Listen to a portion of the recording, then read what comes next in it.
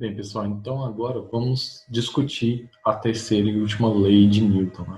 A famosa lei da ação e reação, né? O que seria essa ação e reação, né? A terceira lei, ela então basicamente diz que se um corpo exerce uma força em um outro corpo, então vamos dizer assim, um corpo A exerce uma força em um corpo B, esse corpo B tem uma reação de força igual, de intensidade igual, de módulo igual, em sentido contrário à força exercida de A para B, né? Ou seja, esse tipo de força, esse tipo de ação e reação, ela está presente basicamente, em muitos dos casos, na interação entre corpos, né? Alguma interação de algum tipo. Por exemplo, a interação gravitacional entre dois corpos é um par ação e reação, né? Gera um par ação e reação. A força elétrica entre duas cargas gera um par ação e reação. Um bloco sobre a superfície da Terra, né? Sobre a superfície da Terra gera um par reação, ação e reação, né? O bloco tem uma força peso exercendo sobre no sentido contrário, e a Terra exerce uma força ali de contato, né? Aquela força de contato que a gente chama de força normal, né? Então o bloco exerce uma força sobre a Terra e a Terra exerce uma força sobre o bloco, né? Então, sempre quando a gente tem sistemas onde dois corpos se interagem, basicamente é isso, onde dois corpos se interagem, nós temos a terceira lei de Newton agindo. Nós temos um par ação e reação. Nós temos um par ação e reação. Só que a terceira lei de Newton, ela ainda tem, a gente tem que discutir ela mais coisas além de simplesmente falar. Então, para nós vermos onde a terceira lei de Newton ela está sendo aplicada, vamos pegar alguns exemplos. Vamos pegar alguns exemplos aqui para discutir sobre isso. Por quê?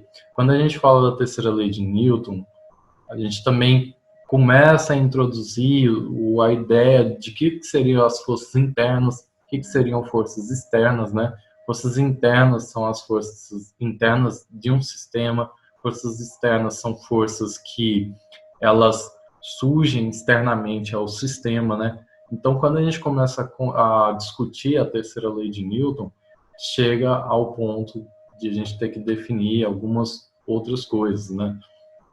Então, vamos lá. Vamos dar um exemplo aqui. O exemplo que eu vou dar primeiro é o sistema Terra-partícula, né? Então, eu tenho aqui uma partícula e aqui o planeta Terra.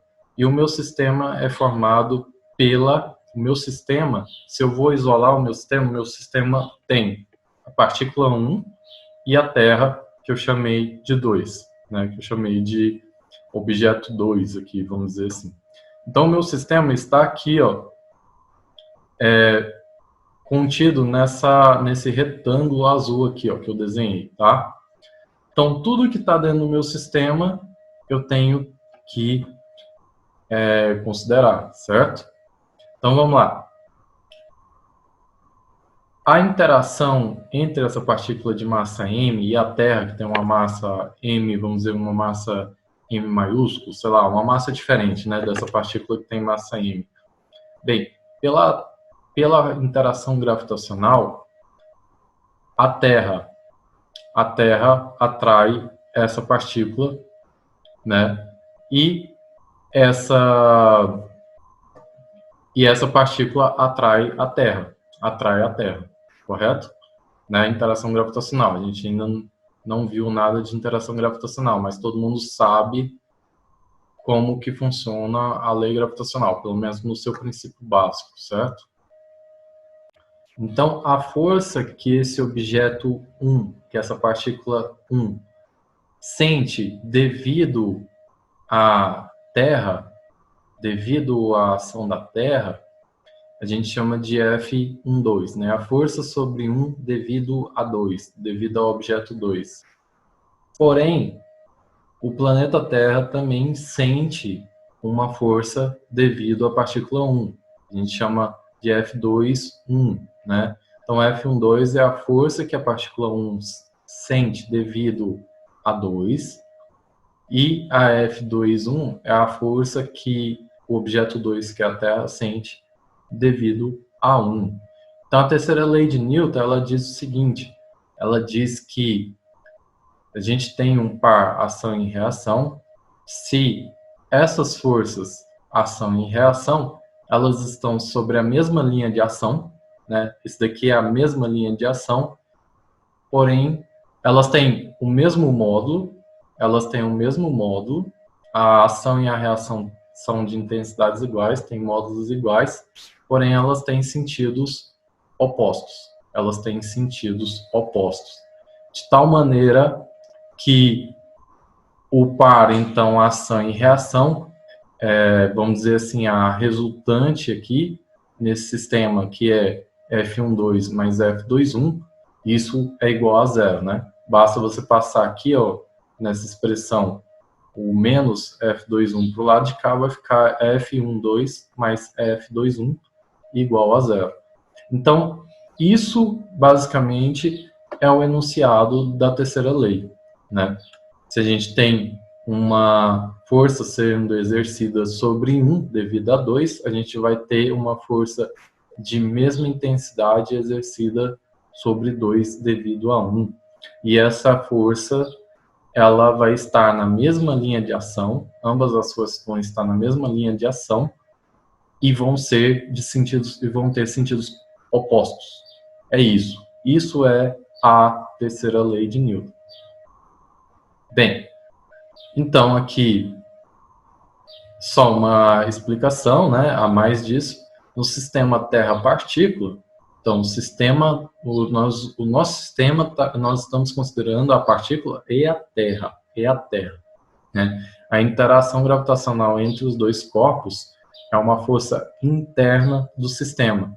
Então, veja, dentro do sistema, nós temos o par ação e reação. Dentro desse sistema, porque o meu sistema, eu estou considerando o meu sistema como sendo partícula 1 e a Terra. Então, o meu universo aqui, meu sistema, entenda como o meu universo aqui é o que existe ali dentro só, que eu estou observando, ele está sobre a ação dessas duas forças. Essas duas forças eu estou vendo dentro do meu sistema. Então, elas são forças internas do meu sistema. Tá? Como eu digo aqui, né? Pois está dentro do sistema considerado, né? Aquelas duas forças estão dentro do sistema considerado. Mas a força gravitacional, ela também pode ser vista como uma força externa, né? Então, espero que vocês tenham entendido aqui o que seria essa força interna, né? Vai depender da nossa escolha do nosso sistema. O nosso sistema compreende os objetos 1 e 2, e dentro desse sistema a gente observa o par ação e reação. Então, esse par ação e reação, devido à interação gravitacional aqui no caso, compreende forças internas desse sistema. Mas a força gravitacional, ela também pode agir como uma força externa. Como que vai ser esse caso? Por exemplo, uma partícula sobre um campo gravitacional uniforme. De onde vem esse campo? Não sei, pode ser da Terra, pode ser de outro lugar, pode ser de outro objeto, enfim. É uma partícula sobre um campo gravitacional uniforme. Então, o meu sistema compreende somente a partícula. No meu sistema agora, eu não estou olhando para a Terra. A Terra não está dentro do meu sistema. Meu sistema é só a partícula, é só essa partícula, né? Então, o sistema aqui, ó, isola apenas a partícula. A Terra não está inserida nesse sistema. Isso que eu quero que vocês percebam. A Terra não está inserida nesse sistema. Então, qual que é a força que essa partícula sente se ela está num campo gravitacional uniforme? Ela sente uma força devido a esse campo gravitacional, que pode ser da Terra, por exemplo, mas eu não sei porque eu não estou olhando para a Terra aqui dentro do meu sistema. Mas eu sei que essa partícula está inserida em um campo gravitacional e por isso ela sente uma força, que é a força peso, Essa força peso, dentro do meu sistema, só existe ela agindo sobre a partícula. Eu não tenho um par ação e reação aqui, porque eu estou analisando só a partícula. Eu sei que se eu descobrir qual é a fonte do campo gravitacional, eu vou conseguir descrever um par ação e reação. Mas eu não tenho essa informação, só tenho informação que essa partícula sente uma força devido a um campo gravitacional uniforme, tá? Então nós temos uma força peso que puxa essa partícula para baixo, Essa força peso sobre essa partícula, ela é uma ação externa, né? Ela é uma ação externa. Veja que se eu soubesse de onde vem essa ação gravitacional, né? Veja, a força F12 é a força que a partícula 1 sente devido à Terra. Se a Terra está fora do meu sistema, não estou considerando a Terra no meu sistema aqui, então essa força aqui que é devido à Terra, ela é uma força externa. Ela é uma força externa, porque não estou considerando o planeta Terra no meu sistema aqui. Então, veja, a força peso, quando a gente escreve a força peso, nesse exemplo, ela é uma força externa, ela é uma força de origem externa, né? Pode ser a Terra, por exemplo, mas eu não estou considerando, de novo, não estou considerando a Terra dentro do meu sistema, no meu sistema aqui dessa partícula. Então, esse é um caso em que a força gravitacional age como uma força externa. Então, o que eu estou falando aqui? Que a interação gravitacional, ela pode tanto, né, ou a força gravitacional pode tanto ter uma ação do tipo, ela pode tanto ser vista como uma força interna do sistema, como ela pode ser vista como uma força externa. Então, quando você lê no livro, a força gravitacional é uma força externa, depende da escolha do seu sistema, né? Geralmente, quando a gente tem interação entre dois corpos, nosso sistema é formado por dois corpos, ou mais corpos, né? Não necessariamente só dois, podem ser vários corpos, como a gente vai ver ao longo do curso, e a gente consegue isolar todos esses corpos dentro do nosso sistema. A interação entre esses corpos, elas sempre são dadas por forças internas, porque são forças internas do nosso sistema. Então, quando corpos interagem, geralmente a terceira lei de Newton é válida, geralmente, desde que nessa interação, a linha de ação entre as forças de interações seja na mesma linha de ação, né? Obedecendo o princípio que eu disse aqui, né? Esse princípio de estar na mesma linha de ação. Se não for assim, não vai obedecer a terceira lei de Newton, tá? E tem casos assim, vou mostrar aqui. Bem, outro exemplo, interação entre cargas elétricas, né? Interação entre cargas elétricas estáticas, paradas, por exemplo. Veja, a carga, aqui eu coloquei uma carga elétrica positiva e uma carga elétrica negativa. As cargas elétricas e sinais de cargas opostas, elas se atraem pela lei de Coulomb, tá? Então, a carga 1 positiva aqui, ela sente uma força devido a 2. E a carga 2 negativa sente uma força devido a 1. Então, de novo, um par reação. E aqui eu coloquei esse retângulo aqui para mostrar que o meu sistema é esse. O meu sistema compreende as duas cargas, né? Se as cargas elas forem de mesmo sinal, né? Então elas se repelem, né? Se for duas positivas ou duas negativas, elas se repelem. E aí a única questão aqui é que a força sobre 1 devido a 2, ela vai ser no sentido de afastar essa carga uma da outra, né? E a força em 2 devido a 1 também vai querer afastar, né? Eles vão querer afastar. Então é isso. Bem, como no nosso sistema, então, a gente consegue descrever esse par ação e reação, então a gente está descrevendo, de novo, a interação entre as cargas, consegue descrever a interação entre as cargas nesse nosso sistema. Então, a interação coulombiana, nesse caso, age como uma força interna do sistema. Mas, nós também podemos ver a força elétrica agindo como uma força externa do sistema. Veja, a gente tem uma carga elétrica aqui, negativa, por exemplo, e ela está inserida em um campo elétrico. Esse campo elétrico, ele é gerado por uma placa aí carregada positivamente, né, por exemplo. Bem, o que acontece? Se eu não consigo ver, se eu não consigo ver a origem dessa fonte de campo elétrico, a origem dessa fonte de campo elétrico, então eu estou só analisando o efeito sobre a carga elétrica negativa aqui. Então, meu sistema é só a carga elétrica. Sobre essa carga elétrica, eu tenho uma força. Eu tenho uma força elétrica que essa carga elétrica sente devido a uma fonte de campo elétrico. Uma fonte de campo elétrico.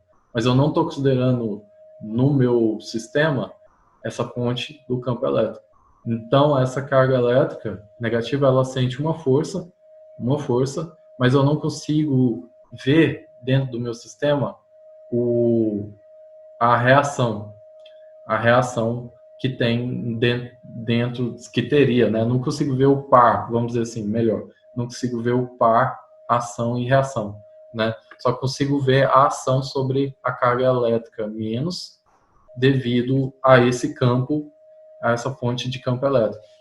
Então, resumindo, no meu sistema eu só tenho uma força que age aí devido a essa carga elétrica sentir esse campo elétrico. Então, essa força elétrica, aqui nesse caso, é dita uma força externa do meu sistema, né? Então, por que eu estou dizendo isso? Porque depende de como você vai analisar o seu sistema. Quando é força interna, quando é força externa, depende de como você vai analisar o seu sistema. E isso é importante. É importante identificar quando você tem forças internas e quando você tem forças externas.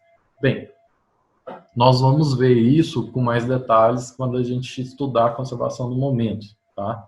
Mas aqui é só para dar uma primeira ideia do que seria isso, tá?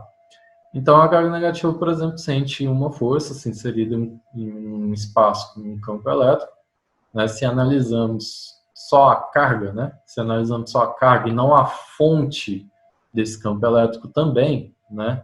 A gente sabe que existe um campo elétrico, mas a gente não sabe onde, por exemplo, está a fonte dele, não consegue identificar onde está a fonte. Então, a força elétrica sobre essa carga, devido a essa fonte de campo elétrico, é uma força externa, tá? É uma força externa. Então, assim, a gente discute basicamente os pontos mais importantes aqui da terceira lei de Newton. Ok, pessoal. Então, agora indo para continuando aqui a aula, indo para mais um exemplo aqui, nós temos as forças de contato. Então, interação gravitacional, interação elétrica. Ambas são interações entre corpos que ocorrem a uma certa distância. Outro tipo de aplicação da terceira lei de Newton são as forças de contato, né? As forças de contato. Por exemplo, como eu disse, eu não coloquei aqui, mas a gente vai ver em aplicações um objeto sobre a superfície da Terra, onde a gente tem a força-peso sobre o objeto devido à Terra e a gente tem uma reação normal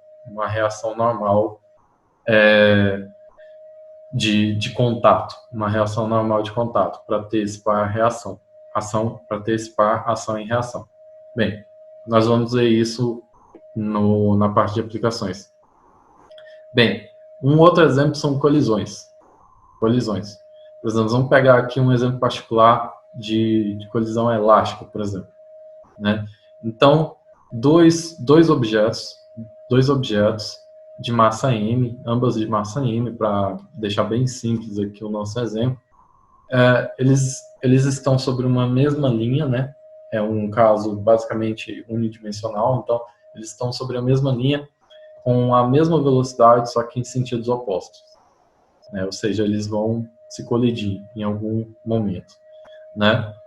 Nós já vimos lá como calcular o momento de corpos, né? O momento linear de corpos.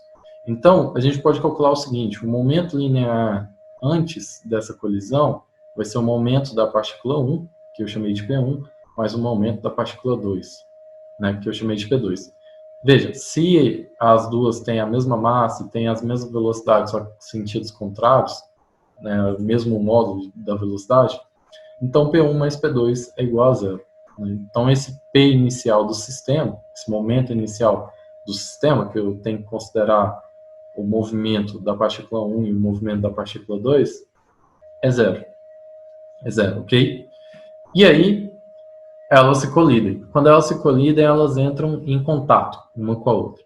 Quando elas entram em contato, surge uma força, né, de contato. Então, quando elas colidem, a partícula 1 ela sente uma força devido a 2 e a partícula 2 ela sente uma força devido a 1. Essa colisão ela é instantânea. Então, o tempo, no exemplo que a gente está considerando aqui, o tempo de colisão ele é praticamente instantâneo, é um tempo infinitesimal, né? Um tempo infinitesimal, muito curto. Mas a gente tem o par ação e reação aqui durante essa colisão. Tá? Então, a força que 1 sente devido a 2 é igual a menos a força que 2 sente de 1. Então, aqui está aplicada a terceira lei de Newton, né? Então, aqui eu coloquei, ocorre durante um tempo infinitesimal. Ok.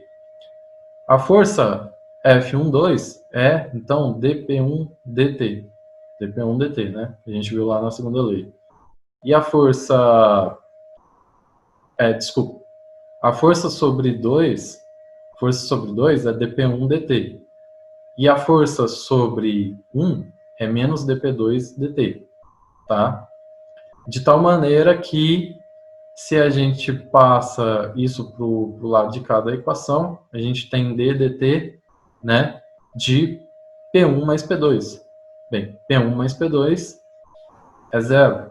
Então,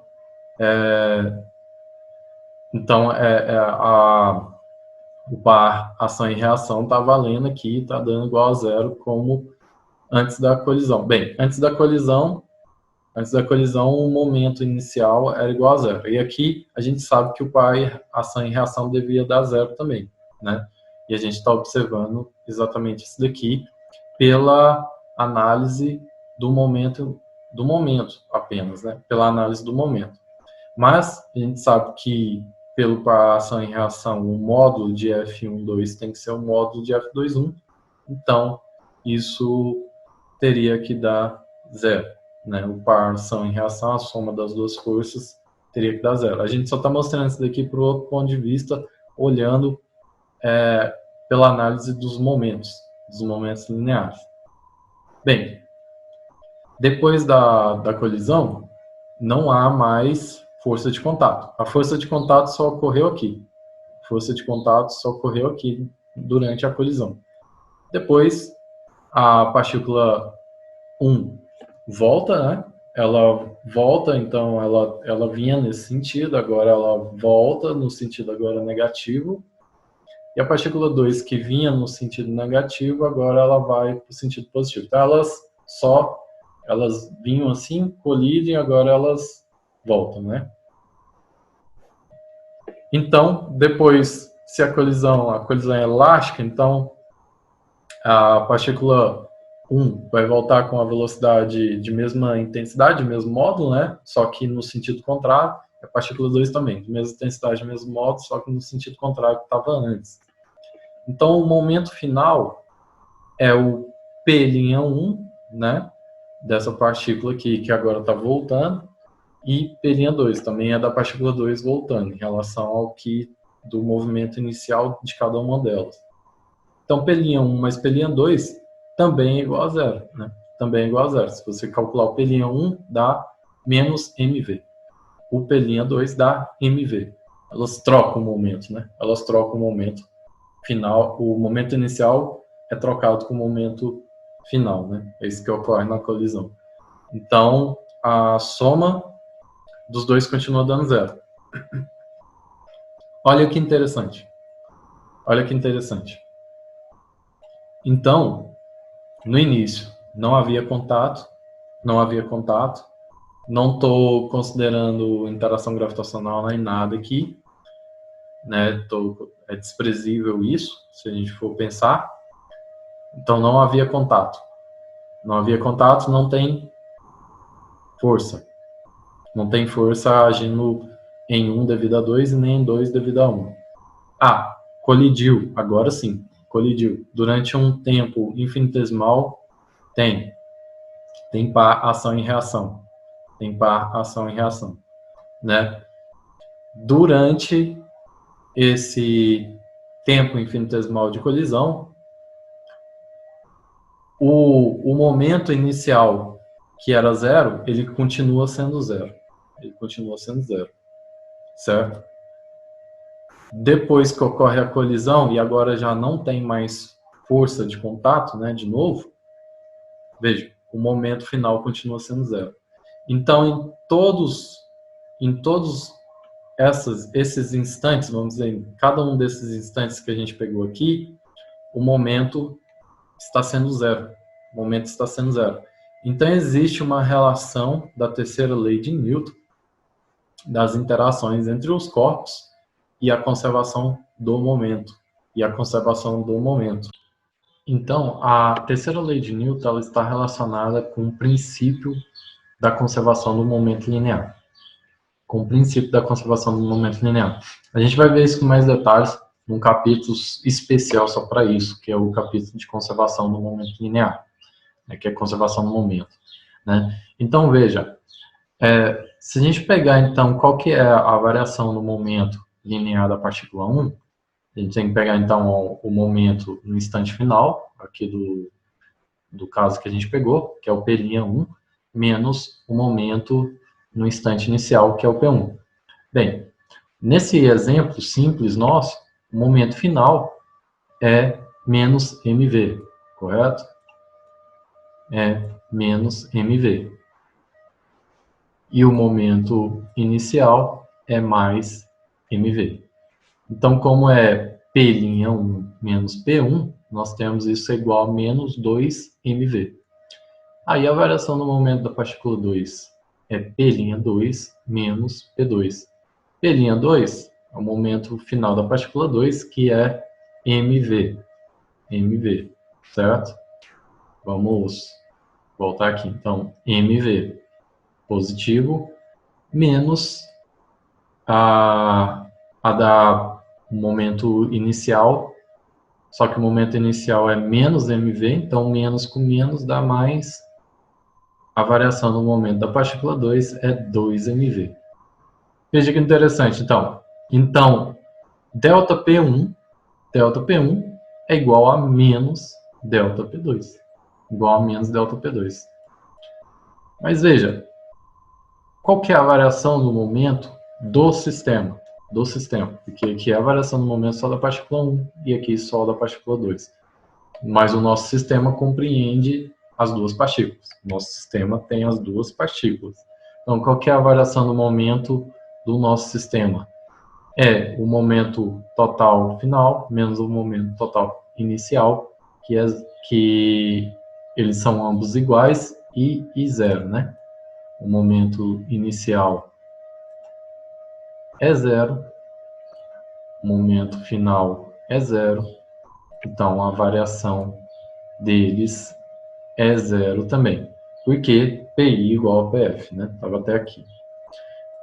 A gente pode escrever isso sim, a gente pode escrever também como a variação dos momentos de cada partícula. Então, ΔP1 mais ΔP2 é igual a zero. Se nós tivéssemos várias partículas, já dá para você ter uma ideia de o que aconteceria aqui, né? A gente aqui está para 2 partículas. Pensa para 3, para 4, o que aconteceria, né? Então fica para vocês pensarem, mas aqui não é o objetivo ainda, isso vai ficar lá para o capítulo de conservação do momento.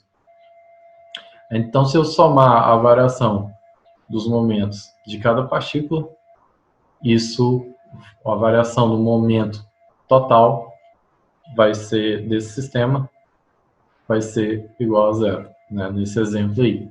Então, aqui a gente começa a associar esse princípio de conservação do momento e a terceira lei de Newton. Bem, com isso a gente fala basicamente o que a gente precisava falar aqui sobre a terceira lei de Newton, e agora nós vamos então para a conclusão dessa aula, né? Bem, as leis de Newton, elas são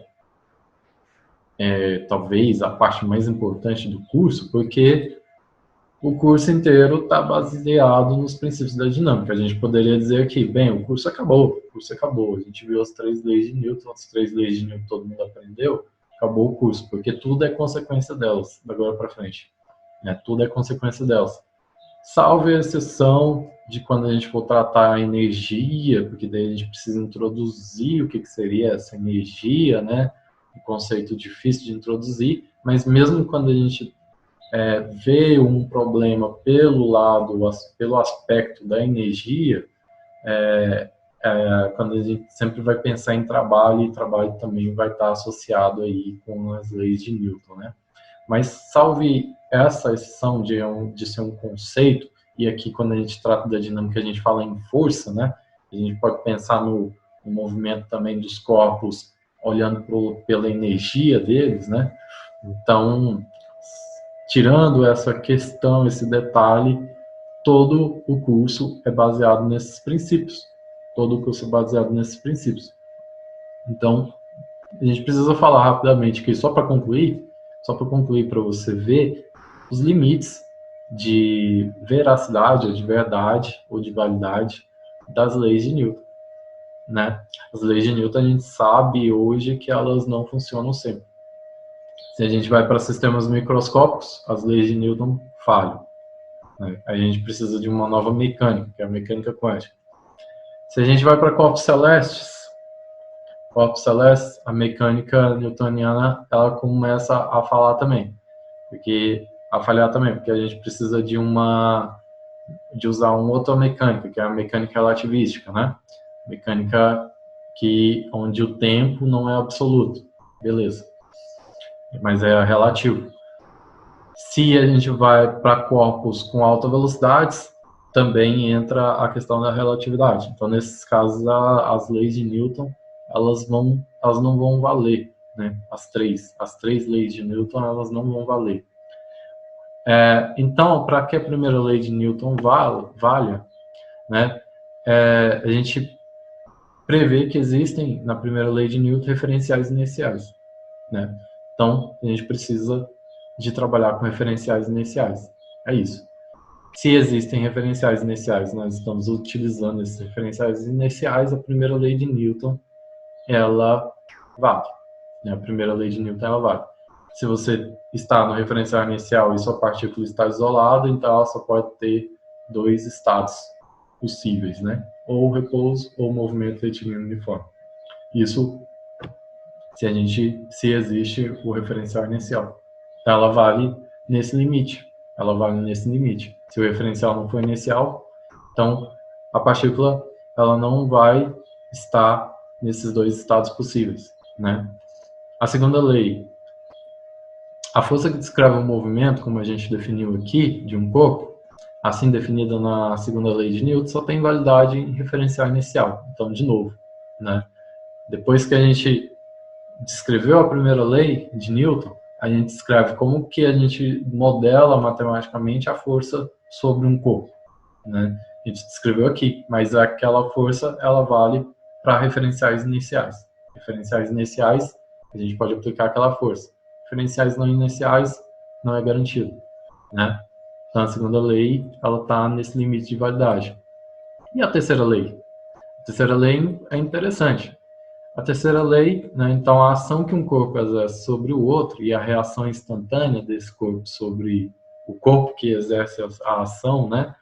Ou seja, aqui é um enunciado da terceira lei, de novo, F que 1 sente devido a 2 é igual a menos F que 2 sente devido a 1, né, no escrito vetorialmente, ou seja, a soma das duas é igual a zero, né, a ação e reação, ela é válida se F1, se a força que 1 sente devido a 2 e a força que 2 sente devido a 1 estão sobre uma mesma linha de ação, né? E aqui, de novo, para reforçar, eu coloco o exemplo, né? Um exemplo de uma interação de atração entre a partícula 1 e a 2, tá? Um exemplo de um caso em que isso não vale. Um exemplo disso é a interação magnética entre duas cargas, tá? Então, vou entrar aqui de novo no aspecto das cargas só para dar um exemplo, né? Porque cargas em movimento também é mecânico, mas nós não vamos cobrar nenhum exercício de cargas elétricas, né? Então, cargas em movimento geram um campo magnético, além do campo elétrico gerado naturalmente por cargas estáticas. Então, se uma carga está estática, ela gera um campo elétrico.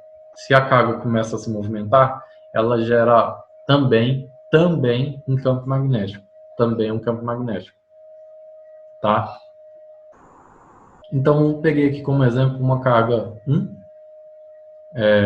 com carga elétrica aqui, não me importa se é positivo ou negativo, enfim, mas aqui eu já meio que coloco que é positivo, e uma carga 2 também que, tá? A carga 1 está com velocidade no sentido positivo de x, aqui é o meu eixo de referência, está parado, então é inicial, em relação às cargas, né? Está parado em relação às cargas, então é inicial. E a carga Q2 tem velocidade V2 no sentido positivo de y. Sentido positivo de y, tá? Bem, se elas estão em movimento, então elas geram um campo magnético. Um campo magnético. E a lei que descreve a força magnética entre essas cargas é essa lei aqui, que tem um produto vetorial entre a velocidade da carga e esse campo magnético, tá? Então, não precisa de eu ficar explicando aqui essa lei da força magnética, mas, enfim, a questão aqui é que por essa lei ser descrita através de um produto vetorial entre dois vetores, claro que é entre dois vetores, né? A força que a carga 1 sente devido a 2, ela tem essa direção aqui. A única coisa que eu quero mostrar é como exemplo, não como calcular, só como exemplo. Ela tem essa direção aqui. A carga que 2 sente devido a 1, a força que a carga 2 sente devido a 1, ela tem essa direção aqui. Veja, F1, 2 é perpendicular a F2, 1.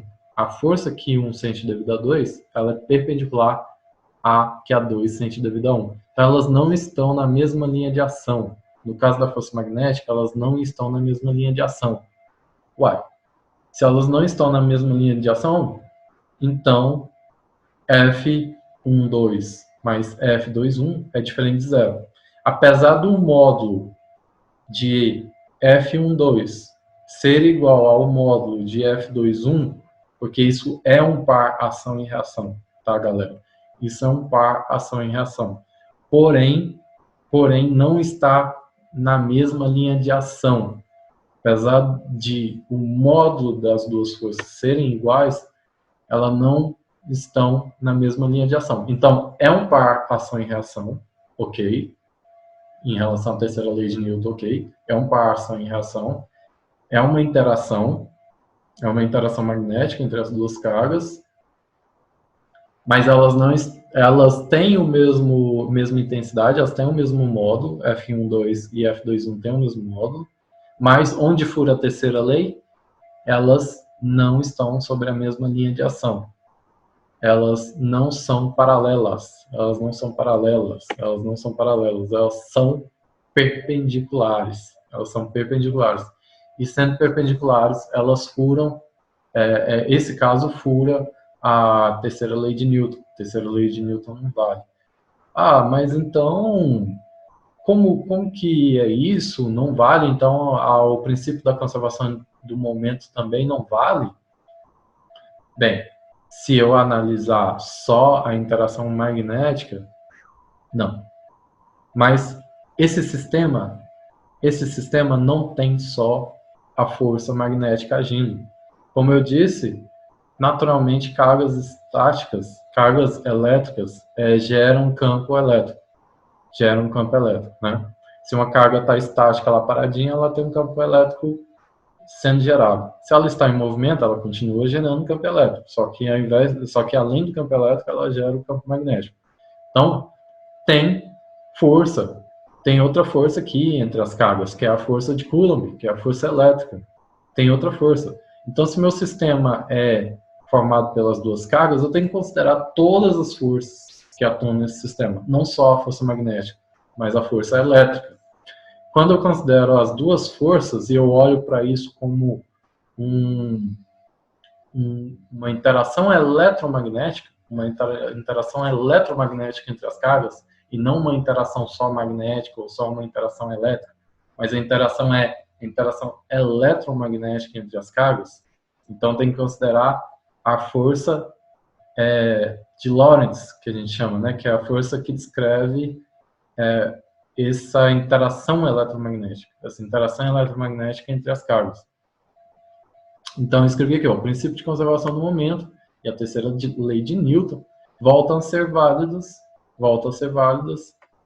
nesse caso, se consideramos o campo eletromagnético, ou a interação eletromagnética gerada por essas cargas, e não somente o campo magnético. Então é isso. Não é só a força magnética que age nesse sistema, age a força elétrica também. Então a gente tem uma interação eletromagnética entre as cargas, e não só uma e não só outra. Quando a gente considera o todo, a gente resgata o princípio de conservação do momento e a gente resgata a terceira lei de Newton, consequentemente. Então, isso aqui foi só um exemplo para mostrar que a terceira lei de Newton não vale se a gente olha só para a interação magnética, né? Mas que, na verdade, a gente tem que tratar o sistema todo, e no sistema todo não existe só essa interação, existe a elétrica também, tá?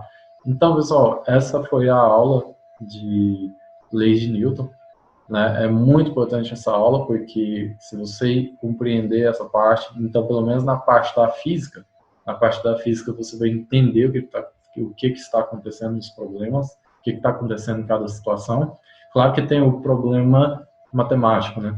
Tem a questão de saber fazer operações vetoriais, saber a álgebra vetorial, saber umas relações trigonométricas, enfim, a matemática, né? O cálculo diferencial, o cálculo geométrico, a geometria analítica, enfim, tudo isso é importante. Mas pelo menos na parte de física, essa é a base da mecânica.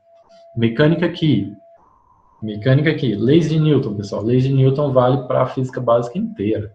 Vale para a mecânica, que é a física 1. Vale para a termodinâmica, que geralmente é a física 2. E hidrostática e hidrodinâmica, que também geralmente é a física 2. Mecânica dos sons, né? Estudar os sons, ondas sonoras e tal, também vale as 3 leis de Newton. E a física 3, que geralmente é eletromagnetismo, né? Que é a interação entre cargas, basicamente, né? Corrente elétrica, enfim, eletromagnetismo, né? A mecânica newtoniana vale para todos esses casos. Ela só não é válida quando a gente vai para a relatividade, quando a gente vai para a mecânica quântica, enfim. Aí ela já não é mais totalmente válida, né? Mas ela é tão importante que você vai aplicar ela daqui para frente basicamente todos os cursos que envolvem física, né? Então é isso, vejam a aula com cuidado, prestem bastante atenção em cada ponto, deixem suas dúvidas, se precisar, se sentirem à vontade, se inscreva aí no canal para poder assistir todas as aulas, tá? É isso, um abraço e até mais.